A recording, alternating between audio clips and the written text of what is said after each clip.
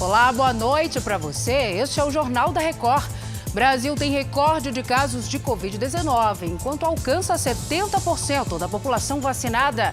Sistema para conferir dinheiro esquecido em contas bancárias volta só em fevereiro.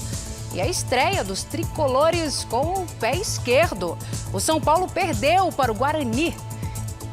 E o Fluminense foi derrotado pelo Bangu. O Jornal da Record já está no ar.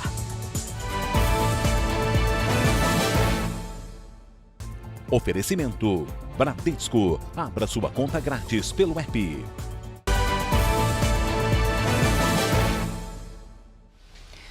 Começamos com um alerta na capital paulista. 7 de cada 10 vagas nas UTIs pediátricas estão ocupadas. O Pedro Leão acompanha tudo. Pedro, boa noite para você. É um balanço de hospitais públicos, é isso? Exatamente, Salsi. Boa noite a você, a todos que acompanham o Jornal da Record. Esse número reflete o avanço de casos de coronavírus entre o público infantil. Aqui em São Paulo teve hospital que triplicou o atendimento a crianças no mês de janeiro, crianças essas com Covid-19. Já nas enfermarias, a situação ela é menos grave. Nesta quinta, a taxa média de ocupação dos leitos de enfermaria na capital paulista estava em 26,3%. Mas o Hospital Infantil Menino Jesus, na região central, por exemplo, está com todos os leitos ocupados, tanto de UTI quanto de enfermaria. Nos hospitais públicos do estado, a situação é a seguinte: 64% de ocupação dos leitos de UTI e 55,9% nos leitos de enfermaria pediátrica. Na capital paulista, já vacinou até esta quinta 18% da população entre 5 e 11 anos de idade, com ao menos uma dose. São cerca de 747 mil crianças vacinadas até esse momento. Salsi. Obrigada, meu querido, pelas informações. E olha, enquanto isso, a vacinação avança no país. 70% da população brasileira receberam 2 doses ou a dose única da vacina contra a Covid-19. E a Nathalie Machado, quem tem os detalhes pra gente destes números. Oi, Nathalie, boa noite. Oi, Salso. Boa noite a todos. Esse índice ele foi atingido nesta quinta-feira e até agora 164 milhões de pessoas já receberam a primeira dose da vacina. E quase 250 milhões concluíram o esquema vacinal com as 2 doses ou então com a vacina de dose única. Mais de 44 milhões de pessoas receberam a dose reforço, fundamental para completar a imunização contra a doença. Apesar dos números, o Brasil também enfrenta um momento de alerta, devido à curva de crescimento de casos de Covid. Esta quinta-feira foi o dia com mais registros desde o início da pandemia. Foram quase 229 mil nas últimas 24 horas, e foi o segundo dia consecutivo de recorde no número de casos. Salsi. Certo, Nathalie, conversamos daqui a pouquinho novamente. Estamos falando de vacinação e o avanço da imunização é importante porque em 27 dias a cidade do Rio de Janeiro registrou mais casos de Covid-19 do que nos 10 meses na pandemia no ano de 2020. O Pedro Paulo Filho explica melhor para a gente. Oi, Pedro, boa noite. Oi, Salsi, uma boa noite para você, boa noite a todos. Olha, a incidência da doença aqui na capital fluminense também já é maior do que no início da pandemia. De acordo com a Prefeitura do Rio, atualmente há cerca de 3.400 casos para cada grupo de 100 mil habitantes. E o panorama no estado também não é diferente. Nas últimas 24 horas foram confirmados quase 35 mil casos de Covid. Foi o segundo dia com mais notificações esse ano. Enquanto isso, a taxa de ocupação de leitos nas UTIs na rede SUS ultrapassou os 62%, o que não acontecia há 4 meses. Em 8 cidades do estado, já não há mais espaço para atendimento nas enfermarias. E a ocupação chegou a 100%, ou está acima da capacidade, em cidades como Valença, Cachoeiras de Macacu e Rio Bonito. Salsi. Obrigada, Pedro, pelas atualizações. O Rio de Janeiro também registrou nesta quinta-feira o dia mais quente do verão. A temperatura chegou aos 40 graus, mas a sensação térmica bateu ali na casa dos 48, gente. Cariocas e turistas ficaram nas praias até mais tarde, longe do mar. Valia de tudo para se refrescar. Em Bangu, na zona oeste, moradores chegaram a fritar um ovo na tampa do bueiro. Olha ali nas imagens. O dia só não foi mais quente que 18 de janeiro, quando a sensação térmica passou dos 50 graus. Agora à noite, 4 carros foram arrastados pela chuva para dentro de um córrego em Embu das Artes, na Grande São Paulo. Os veículos foram levados pela água e só pararam numa grade de proteção. 2 equipes dos bombeiros retiraram os carros, mas diversas casas foram invadidas pelas águas do córrego. E a chuva ainda interditou a rodovia Regis Bittencourt, você acompanha aí na sua tela, que liga São Paulo ao sul do país. Você vê nas imagens ali da rodovia na altura de Embu das Artes, na pista sentido Curitiba. A fila de carros chegou a 8 quilômetros. Inclusive chove muito neste momento na capital paulista. E olha, o governo da Bahia já tinha cancelado o carnaval deste ano por causa da Covid-19 e agora anunciou que os servidores também vão ficar sem o feriado prolongado. A Juliana Tourinho conta pra gente os detalhes. Juliana, boa noite. Boa noite, Salsi. Boa noite a todos. Nem carnaval, nem ponto facultativo nas repartições públicas. O servidor que faltar ao trabalho terá o salário descontado. O governo do estado ainda recomendou que os prefeitos baianos adotem a mesma medida. Desde 1º de janeiro, os casos de Covid no estado passaram de quase 2.000 para aproximadamente 24.000. As autoridades sanitárias projetam que esse número chegue a 30.000 na semana que vem. O estado, inclusive, abriu mais 230 leitos na rede pública. E nesta sexta, a Prefeitura de Salvador começa a aplicar a 4ª dose de reforço aos pacientes imunossuprimidos. Salsi. Obrigada, Juliana. Os casos de Covid-19 entre os alunos da rede estadual do Ceará em janeiro já superam a soma de todos os casos entre agosto e dezembro do ano passado. Vamos conversar com o Ricardo Lima, que detalha estes números. Oi, Ricardo. Boa noite, Salsi. Somente em janeiro foram 1.480 registros entre alunos, número muito superior aos 907 registrados entre 1º de agosto e 31 de dezembro de 2021, uma alta de 63%. Segundo a Secretaria Estadual de Saúde, todos os casos foram descobertos antes dos alunos retornarem às escolas. O governo do estado determinou a apresentação do passaporte sanitário comprovando o recebimento das vacinas para alunos a partir dos 18 anos e também para os colaboradores. Para a matrícula deste ano, já era obrigatória a apresentação do cartão de vacinação contra a Covid para estudantes a partir de 12 anos de idade. A volta às aulas na rede estadual está mantida para esta segunda-feira, dia 31. Salsi. Obrigada pelas informações. Em Belém, a Secretaria Municipal de Saúde deixou de exigir dos pais a assinatura do termo de autorização da vacina infantil. Medida polêmica, né? O Lucas Trevisan tem as informações pra gente. Oi, Lucas. Boa noite, Salsi. A decisão foi tomada nesta quinta-feira, 2 semanas após o início da vacinação pediátrica. A nova orientação foi divulgada depois que especialistas criticaram a medida anterior. A Secretaria Municipal de Saúde de Belém informou que a exigência do documento era uma orientação do Ministério da Saúde. Mas a nota do Ministério afirma que a assinatura só deve ser exigida na ausência dos pais ou responsáveis. Belém vacinou 35.000 crianças entre 5 e 11 anos, de um total de 140.000. O que não muda na vacinação é o fato de os responsáveis terem que acompanhar as crianças no momento da imunização, apresentando o documento necessário. Salsi. Obrigada, Lucas, pelas informações.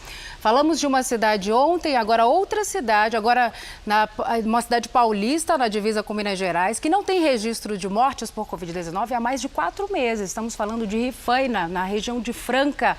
Cássio Freires está conosco, tem os detalhes. Oi, Cássio. Boa noite, Salsi. O último óbito por Covid-19 em Rifaina, que fica a 65 quilômetros de Franca, foi no dia 14 de setembro do ano passado, há quase 5 meses. Desde o início da pandemia, a cidade teve menos de 1.000 casos de coronavírus e 19 mortes. O índice de vacinação em Rifaina ultrapassou os 100%. A explicação da Secretaria Municipal de Saúde é que, por se tratar de um local turístico, muita gente de fora acaba se imunizando por lá. E alguns moradores da cidade ainda não completaram o esquema vacinal. Por isso, o desafio agora das autoridades sanitárias é incentivar que as pessoas tomem a segunda ou terceira dose. Salce. Obrigada, Cássio. A farmacêutica Moderna começou a testar uma vacina focada na variante Ômicron do coronavírus. 600 voluntários foram divididos em 2 grupos. Metade recebeu 2 doses de vacina há pelo menos 6 meses. A outra parte foi imunizada com 3 doses. A vacina da Moderna não está disponível no Brasil. A Pfizer também desenvolve um imunizante contra a Ômicron. E olha, um estudo feito no Reino Unido mostrou que as 3 doses da vacina contra a Covid-19 quase anularam o risco de morte pela variante Ômicron. A redução foi de 95% em maiores de 50 anos, duas semanas depois da imunização. Segundo os pesquisadores, essa é a parcela da população com maior chance de desenvolver casos graves da doença. Mais de 37 milhões de pessoas no Reino Unido já receberam uma dose reforço das vacinas contra o coronavírus. Em Israel, moradores acima de 18 anos que tiverem comorbidades vão poder tomar a 4ª dose da vacina contra o coronavírus. A Bianca Zanini traz as informações para a gente. Funcionários da linha de frente também entram na nova lista anunciada pelo Ministério da Saúde. Israel foi um dos primeiros países a dar início à campanha de vacinação contra a Covid-19. Em dezembro, o governo começou a administrar a 4ª dose da Pfizer na população acima de 60 anos e nos funcionários da saúde. Mais de 600 mil pessoas já tomaram o reforço.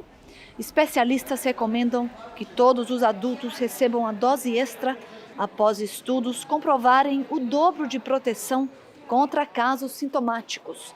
Além disso, ela também garante proteção de 3 a 5 vezes maior contra o desenvolvimento de sintomas graves da doença. De Tel Aviv, Bianca Zanini. E um estudo revelou que o uso de máscaras por crianças reduziu em 14% o fechamento de creches nos Estados Unidos.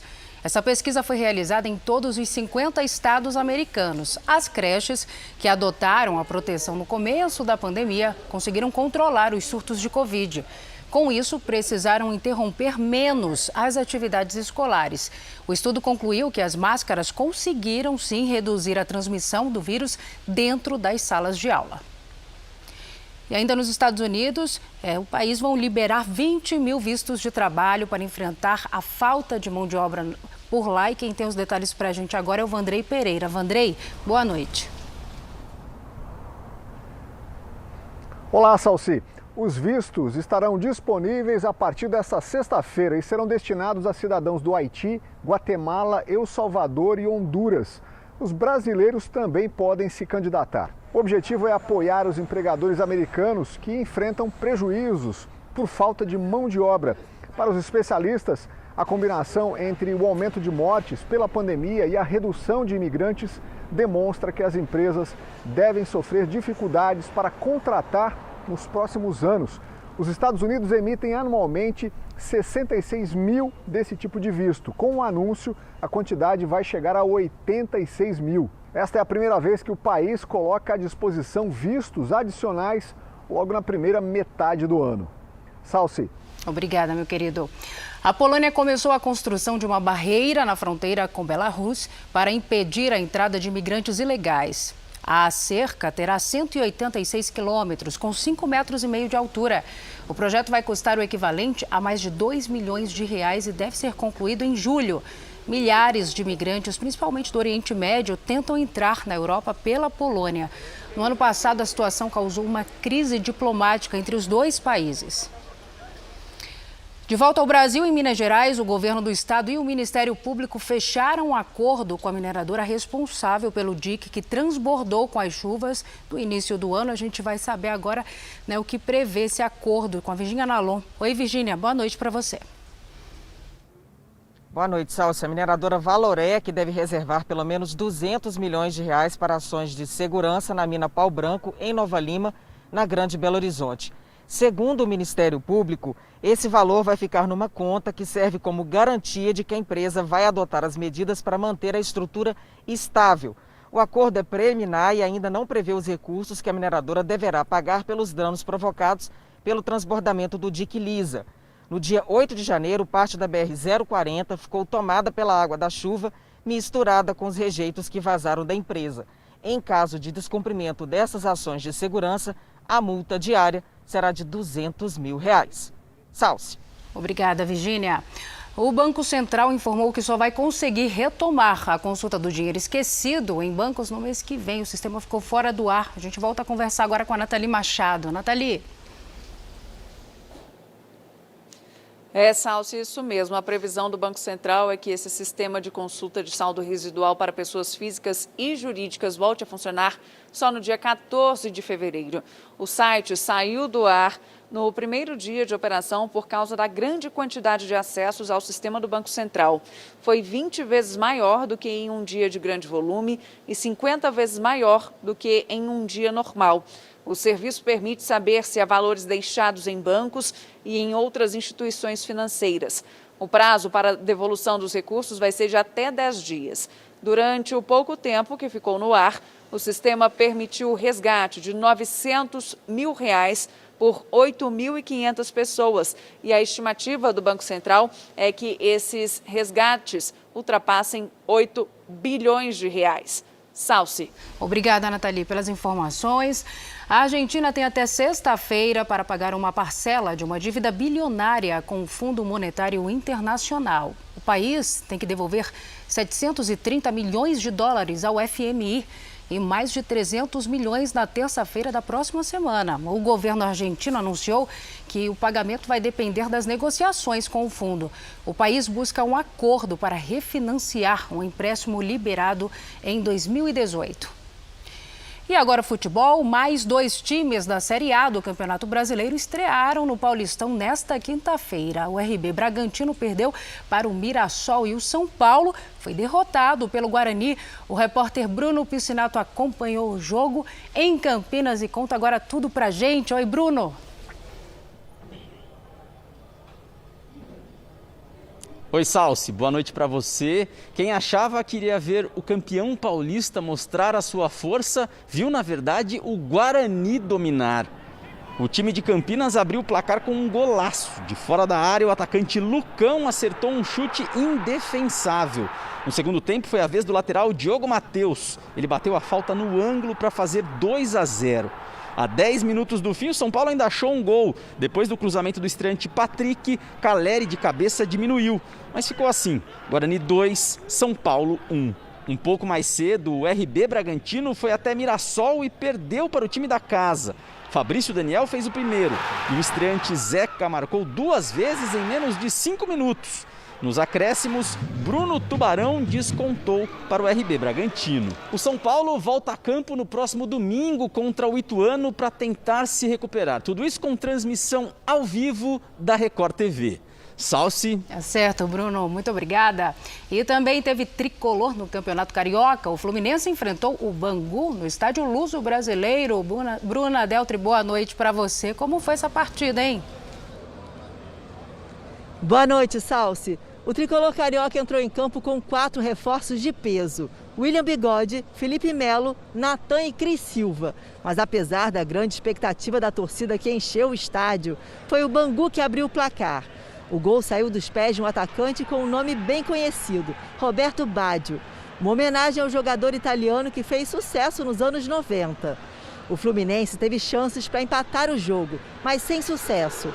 O argentino Germancano, ex-Vasco, também entrou no finalzinho, mas ficou nisso. Fluminense 0, Bangu 1. E no domingo é a vez do Botafogo enfrentar o Bangu, às 4 horas da tarde, com transmissão da Record TV. Salsi. Obrigada, minha querida. Boa noite para você. Atletas da Austrália desembarcaram nesta sexta-feira na China para os Jogos Olímpicos de Inverno, em Pequim.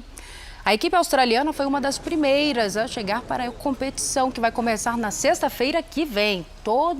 Todos ali no evento devem enfrentar regras rígidas de testagem. A delegação do Brasil terá 11 representantes nos Jogos de Inverno. Este foi o Jornal da Record. Outras informações no Fala Brasil, às 8h30 da manhã. Você fica agora com Fala Que Eu Te Escuto. Uma ótima noite para você. Cuide-se. Tchau, tchau.